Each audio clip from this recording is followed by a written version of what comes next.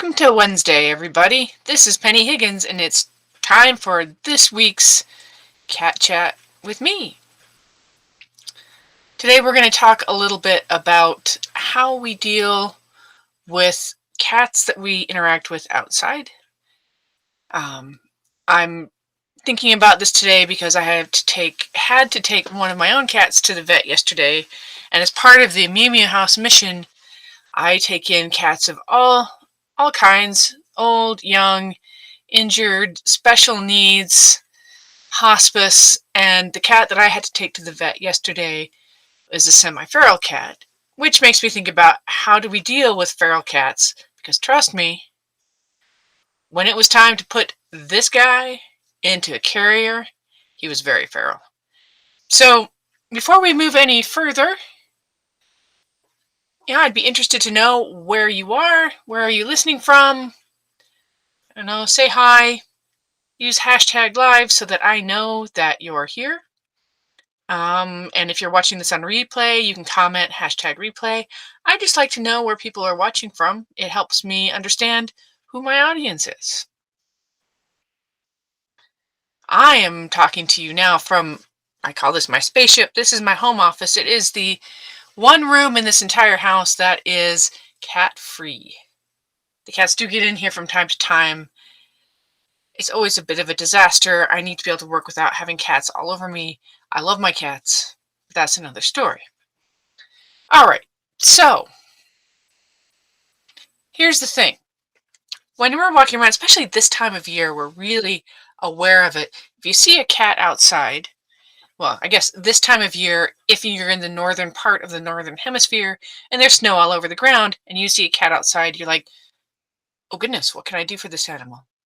Why is it out here? Why it's cold? And you ask yourself, is this a feral cat? Is it a stray cat? Or is it just an outdoor cat? Cats can be all of those things. So what's the difference between these? And what can you do to help if you happen to find one of these running about, maybe visiting your door? Well, a feral cat is a cat that has never been socialized with people. Now, this is not a feral cat. These are real feral cats. This made me laugh. I had to share it. I don't know who made the meme, but it made me laugh. But no, feral cats are the wild ones. They're the ones that, if you know a feral cat when you try to approach it and it runs away, or if you get close to it and it immediately is sort of a dangerous cat, it's a feral cat. There are also semi-feral cats, which are partially socialized. And my guy, Arthur Dent, yes, he always has a towel.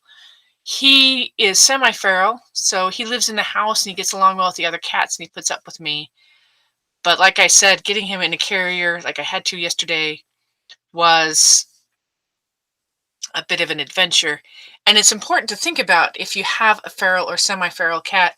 Generally, these animals, if you see one and you want to help it, it looks injured, and you need to get it to a vet, you have to use a trap, almost always. And before you even do that, you need to find a vet who's going to deal with a feral cat. I'm fortunate my vet will work with feral cats, and Arthur, when I brought him in yesterday, I told him he's essentially feral because, yeah, he's not going to let you touch him. So they had to treat him like a feral cat so that he could get the treatment he needed. He had some injuries. He had ear mites, and you're not going to be able to dig around in a cat's ears. Even the nicest cat is going to get mad at you if you're digging around in his ears, right? So there was no way that semi-feral Arthur Dent was going to let anybody dig around in his ears. So, yeah, that took some special work. And I had to warn them in advance. Now, there's the other kinds of cats that you often see, the stray cats and the outdoor cats. These are often friendly cats, although they can be very scared and act just as nasty as a feral cat. But if a cat walks up to you and is friendly with you, then chances are that it's either an outdoor cat or a stray cat, certainly friendly and socialized. These cats If you see one outside and you're wondering if it belongs to somebody, if you've seen it around all summer, you can ask your neighbors. But if you're like me and you live basically in the middle of nowhere and you know the neighbors that you have don't have cats and you see a friendly cat out there, then the first thing you do is you take it to the vet and you have it checked for a chip. In this case, it's not, as critical to warn the vet other than the fact you need to ask them if you can bring in a cat to be scanned. They will have a scanner. Um, where I live, a lot of people just dump cats because we're in the middle of nowhere and people have this idea that cats can do just fine. So, but nevertheless, if you have a scared cat or a feral cat or a semi-feral cat, it's all the same story.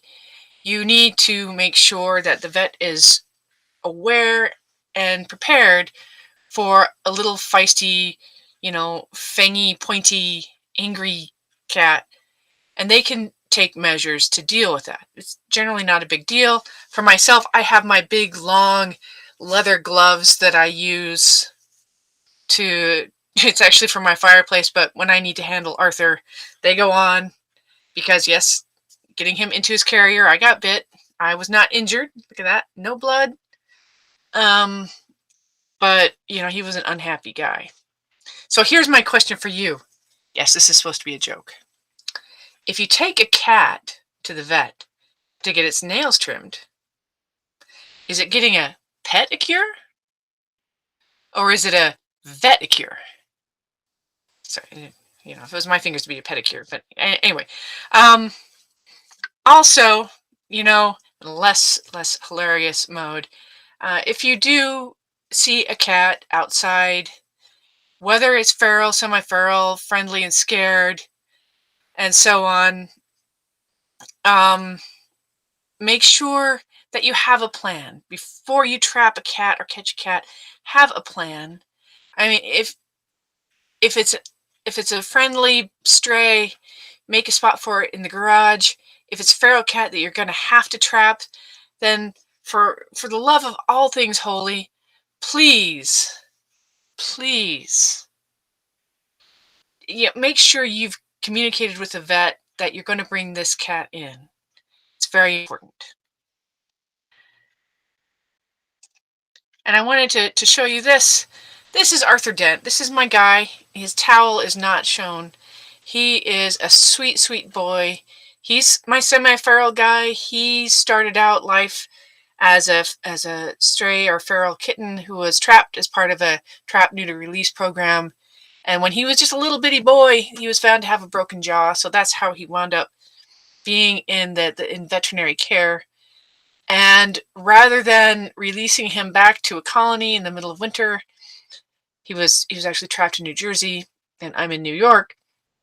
He actually made the long drive here to live with me, and my philosophy with cats, is as long as he gets along with the other cats, it's okay.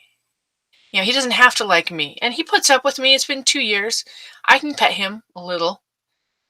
But yeah, getting him in the crate was a bit of a challenge, and I definitely checked with the vet in advance before bringing him in so that they knew that they were going to have their hands full.